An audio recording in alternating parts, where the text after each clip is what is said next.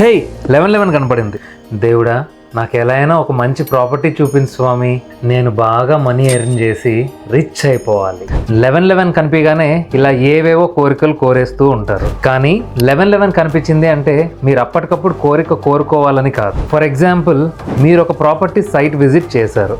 మీకు ఆ ప్రాపర్టీ చాలా బాగా నచ్చింది. కొనాలా వద్దా అని ఆలోచిస్తున్నప్పుడు మీకు 1111 మాస్టర్ నెంబర్ కనిపిస్తే మీరు తీసుకున్న డెసిషన్ కరెక్ట్ అండ్ మీరు ఏదైతే ఆలోచిస్తున్నారో అది నిజమవుతుంది. ఫర్ ఎగ్జాంపుల్, అదే ప్రాపర్టీకి మీరు విజిట్ చేసి ఏం చూసినా ఎక్కడ చూసినా అంత నెగిటివ్స్ కనిపిస్తూ ఉన్నాయి. సో మీరు వెళ్ళిన ప్లేస్ మీకు నచ్చలేదు.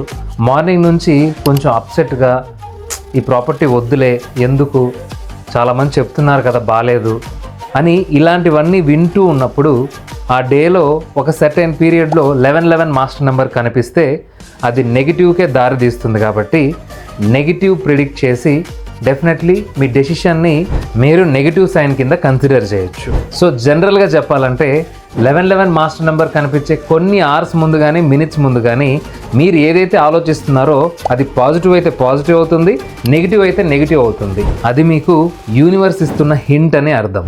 సో మోస్ట్లీ పాజిటివ్ థాట్స్ ఉండేలాగా ట్రై చేయండి, అన్నీ పాజిటివ్గానే జరుగుతాయి.